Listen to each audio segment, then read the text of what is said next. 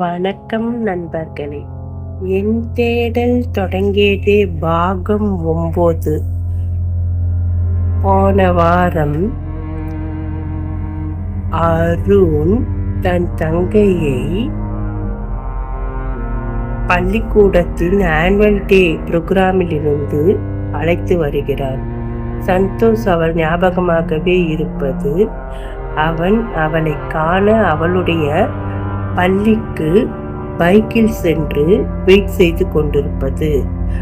அப்போது காரில் வரும் சோனியா அவனை பார்த்தவுடன் தன் டிரைவரிடம் காரை நிறுத்தி விடுங்கள், நான் நடந்தே செல்கிறேன் என்று கூறிவிட்டு அங்கிருந்து நடந்து செல்வது.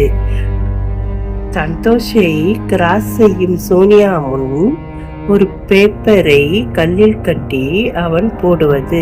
ஆனால் சோனியா அதை பார்க்காதவாறு அவனை கடந்து செல்வது.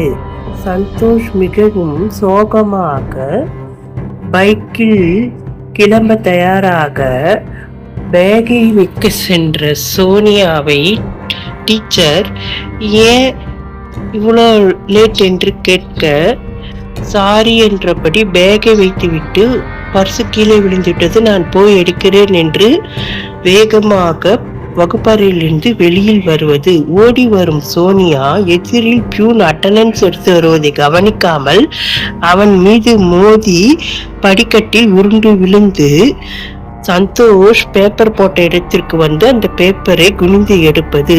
இதை பார்த்து சந்தோஷ் சிரிக்க மேலே ஜன்னலில் இருந்து அவளுடைய தோழிகள் ஓ என்று கத்துவது. சோனியா வெட்கமடைந்து அந்த பேப்பரை எடுத்துக்கொண்டு தன்னுடைய வகுப்புக்கு செல்ல திரும்பி அப்படியே சந்தோஷை பார்த்து ஃப்ளையிங் கிஸ் கொடுப்பது. சந்தோஷும் அந்த கிஸ்ஸை கேட்ச் பிடித்து அவளுக்கு திருப்பி ஃப்ளையிங் கிஸ் தர அவள் சந்தோஷமாக அவனோடு டூயட் பாடி மகிழ்கிறாள். இதுவே இந்த 9ஆம் பாகம் முடிவடைகிறது. மேலும் பாகங்களை கேட்க விரும்பினால் நமது சாப்பிடலாமா சேனலை லைக் பண்ணுங்க, ஷேர் பண்ணுங்க, சப்ஸ்கிரைப் பண்ணுங்க. Thank you friends.